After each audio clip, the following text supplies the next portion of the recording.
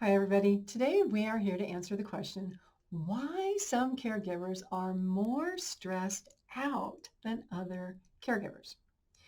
Now, the answer to this question really depends on where you are in your caregiving journey. Are you a new caregiver, been doing it for a while, been doing it for 20 years? And really, what are you doing? The answer to why some caregivers are more stressed out than others isn't always obvious until you walk a day in the shoes of a caregiver who might be what I call providing high need care. And in this video, I'll talk about what high need care means. So if you're a caregiver looking at another caregiver and you're thinking, it's not that bad. Why are they complaining so much? I can, do this in my sleep. It's not that hard. Well, wait until you learn about high need care, and then maybe you'll think differently. I'm Pamela D Wilson. Please click on the buttons below to like this video, to share this video so that other caregivers can find hope, help, and support. Listen to my podcast, The Caring Generation. There's over 160 episodes that answer questions caregivers ask. My website, PamelaDWilson.com, has an online program about caring for aging parents and yourself that is based on my 20 years of experience as a care manager and professional fiduciary. So let's get back to why are some caregivers more stressed out than others?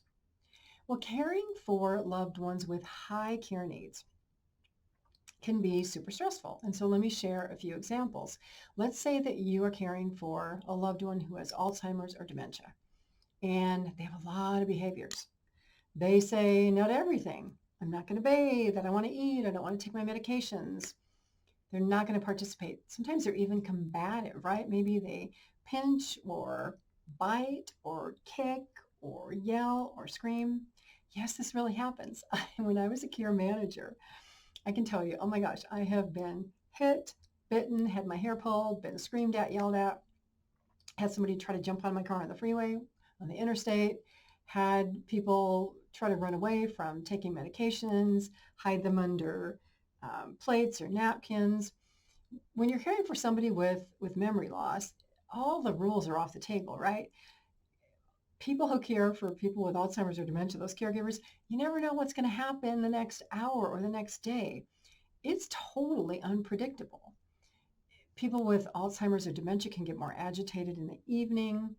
And so really in those situations, it's trying to figure out how to make them feel as comfortable as possible by almost changing the caregiver's behavior. So we can't change people with memory loss because they can't learn new skills. They can't remember what happened 5 minutes ago.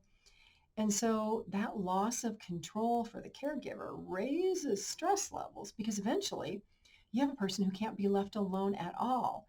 Sometimes you can't even take them out in public because that's too much noise and stimulation, and it only makes them more agitated and they start acting out. So in a sense, as that caregiver, your world shrinks because you can't leave the house and you may not be able to go see your friends unless you have a caregiver come. And you've got this person who's then their sleep and wake schedules are the opposite of yours. You're awake during the day. They sleep during the day. You want to sleep at night. They're awake all night. You're having to, change the bed sheets because they have accidents at night. I mean, it's hard to explain unless you are a caregiver in that situation. Then there are other situations where loved ones may not have Alzheimer's or dementia, but they just have what are called high care needs. Maybe they have, a catheter and the catheter bag needs to be changed. Maybe you're feeding them through a feeding tube, or you have to use a lift to move them around. Maybe they have to take medications at 3 or 4 different times of the day because they have Parkinson's or a movement disorder, and the timing of those medications is very critical. And if you miss a dose, it's crazy things happen, right? Or like I talked with someone with dementia, maybe you have a loved one who is incontinent. You're constantly washing bed sheets and changing clothing and all of that. Or a loved one has a special diet, where's oxygen? They're diabetic, you're having to dose insulin. All of these details that are super important to their care, some of which are time sensitive, can raise your stress level because you feel like you are on a clock every minute of the day. Or another situation, maybe you're a family member who lives across the United States somewhere, or maybe you live in another country and your worried about your parents because you keep hearing all these things from your loved ones and you're not sure if they're getting the care they need, but you can't be flying home all the time. Those situations are very stressful. It's very different from being a caregiver who is just starting the journey and just helping out. And maybe you're, buying groceries once a week or picking up a prescription or walking the dog. You don't have a lot of involvement with the healthcare system and healthcare needs and medication and hands-on care. The first time you have to bathe a parent, you may be like freaking out and not know what to do. Or mom or dad have an accident and they're embarrassed and you're embarrassed and you don't know what to do. Caregiving is so unpredictable. And so this is the reason that some caregivers are way stressed out than other caregivers. Now, there's also another reason, and this is one that kind of caregivers don't like to talk about, right? It's the boundary setting. It's the becoming more educated. It's learning to say no. It's not allowing caregiving to take over your life. So a caregiver this week talked about how burned out they were caring for a parent. And they just wanted a couple of weeks break. And this caregiver's children were saying, well, mom and dad, you need a permanent break. You need to move grandma and grandpa into a care community.